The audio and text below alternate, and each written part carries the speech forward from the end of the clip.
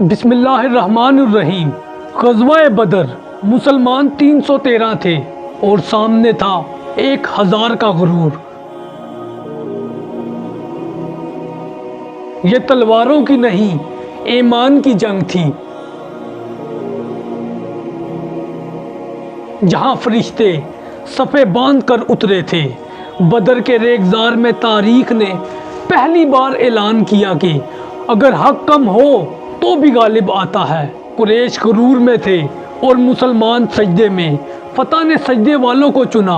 جب مکہ کی طاقت ٹوٹ گئی اور اسلام ایک ریاست بن گیا، بدر جہاں کمزوری طاقت بنی اور صبر نصرت بنی۔ غزوہ بدر 17 رمضان 2 ہجری کو لڑی گئی۔ یہ اسلام کی پہلی فیصلہ کن جنگ تھی۔ مسلمانوں کی تعداد تھی 313، جبکہ قریش تقریباً 1000 تھے۔ قیادت خود نبی کریم صلی اللہ علیہ وسلم کے ہاتھ میں تھی۔ سامان جنگ کم، گھوڑے چند، مگر یقین کامل تھا۔ یہ جنگ کسی سلطنت کے لیے نہیں، بلکہ وجود، آزادی اور حق کے اعلان کے لیے تھی۔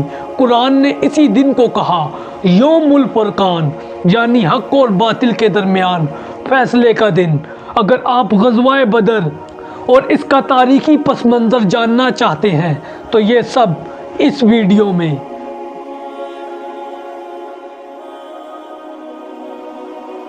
2 ہجری رمضان کی گرم راتیں تھیں۔ مدینے کی فضا میں خاموشی تھی، مگر دلوں میں ایک انجانا بوجھ۔ یہ کوئی باقاعدہ جنگی مہم نہیں تھی۔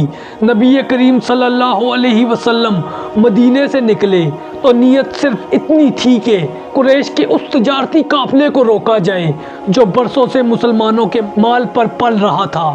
کسی کو اندازہ نہ تھا کہ یہ سفر تاریخ کا رخ موڑ دے گا۔ مسلمانوں کے پاس نہ مکمل اسلحہ تھا، نہ جنگی تیاری۔ کل تعداد صرف 313، 2 گھوڑے، 70 اونٹ، کئی صحابہ پیدل تھے، مگر چہروں پر عزم تھا، آنکھوں میں یقین تھا۔ ادھر مکہ میں خبر پہنچی تو غرور جاگ اٹھا۔ ابو جہل نے اعلان کیا ہم قافلہ نہیں ہیں، محمد صلی اللہ علیہ وسلم کو یہیں ختم کر دیں گے۔ یوں قریش 1000 کے لشکر کے ساتھ نکلے، 100 گھوڑے، سینکڑوں ذراہیں، ڈھول، شراب اور تکبر۔ جب رسول اللہ صلی اللہ علیہ وسلم کو خبر ملی کہ قافلہ بچ نکلا ہے اور پورا مکی لشکر آ رہا ہے تو بدر کے قریب رک کر مشورہ ہوا۔ یہ وہ لمحہ تھا جہاں تاریخ رک گئی۔ مہاجرین بولے یا رسول اللہ صلی اللہ علیہ وسلم، ہم آپ کے ساتھ ہیں۔ پھر انصار اٹھے۔ حضرت سعد بن معاذ نے کہا اگر آپ صلی اللہ علیہ وسلم سمندر میں بھی کودنے کا حکم دیں تو ہم کود جائیں گے۔ یہ صرف الفاظ نہیں تھے، یہ بیعت جان تھی۔ نبی کریم صلی اللہ علیہ وسلم نے بدر کے میدان کا انتخاب فرمایا، پانی کے کنویں پر قبضہ کیا گیا۔ یہ پہلی عسکری حکمت عملی تھی۔ جب رات آئی تو 313 سجدوں میں تھے اور نبی کریم صلی اللہ علیہ وسلم تنہا خیمے میں ہاتھ اٹھائے دعا کر رہے تھے، اے اللہ اگر یہ جماعت ہلاک ہو گئی تو زمین پر تیرا نام لینے والا کوئی نہ رہے گا۔ یہ دعا نہیں، تاریخی فیصلہ تھا۔ اگلی صبح سورج نکلا تو بدر کا ریگزار گواہ بنا کہ اب جنگ انسان نہیں، ایمان جیتے گا۔ بدر کی وہ صبح غیر معمولی تھی۔ سورج ابھی پوری طرح بلند نہیں ہوا تھا، مگر میدان میں خاموشی چیخ بن چکی تھی۔ دونوں لشکر آمنے سامنے تھے، مگر کسی نے پہلا وار نہیں کیا۔ یہ وہ لمحہ تھا جہاں ہر دل تیز دھڑک رہا تھا اور ہر آنکھ فیصلہ ڈھونڈ رہی تھی۔ قریش کی صفوں سے اچانک حرکت ہوئی۔ ان کے 3 سوار آگے بڑھے۔ یہ قریش کے نامور سردار تھے، عتبہ بن ربیعہ، شیبہ بن ربیعہ، ولید بن عتبہ۔ وہ غرور سے میدان میں اترے اور بلند آواز میں للکارا، محمد اپنے ہم پلہ مردوں کو بھیجو۔ یہ قریش کی پرانی روایت تھی، جنگ سے پہلے مبارزت۔ نبی کریم صلی اللہ علیہ وسلم نے ابتدا میں انصار کے 3 جوانوں کو آگے بڑھتے دیکھا، مگر فوراً ان کو روک دیا، فرمایا یہ تمہارے نہیں ہمارے ہیں۔ یہ فیصلہ صرف قبائلی روایت نہیں تھا بلکہ تاریخی حکمت تھی۔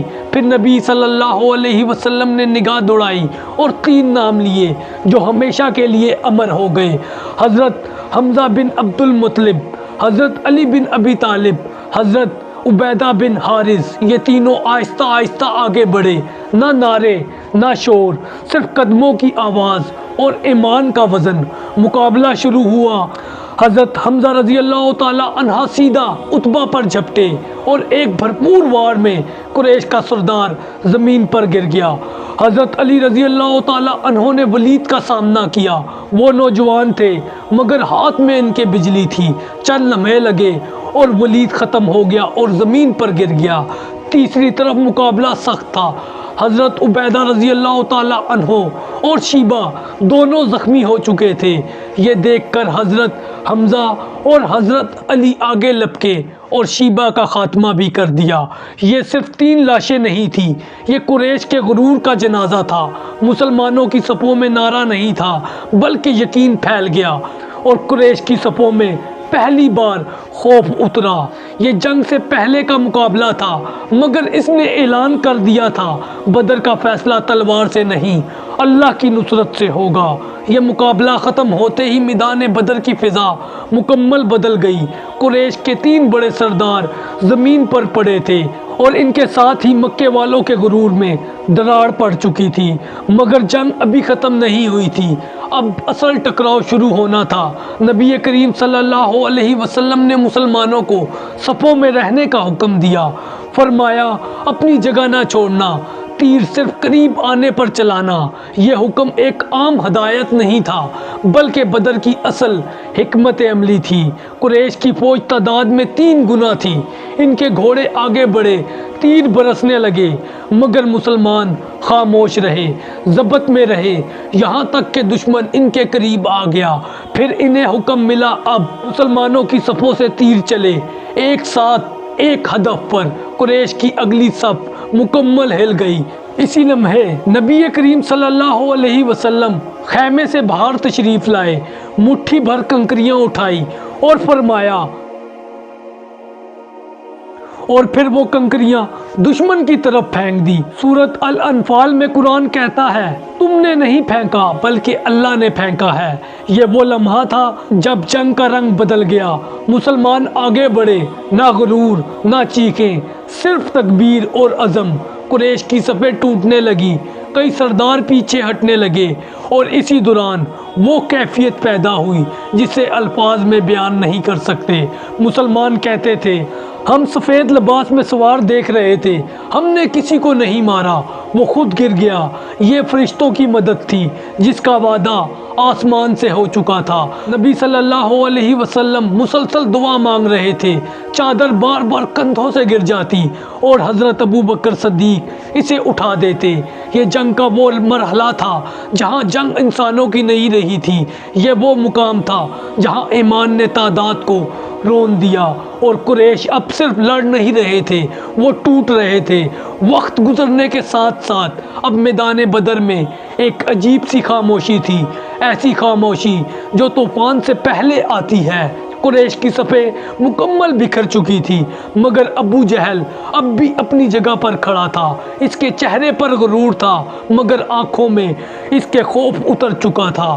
وہ چیخ کر کہہ رہا تھا، پیچھے نہ ہٹو، یہ جادو ہے، ڈٹے رہو۔ مگر یہ جادو نہیں تھا، یہ اللہ کی نصرت تھی۔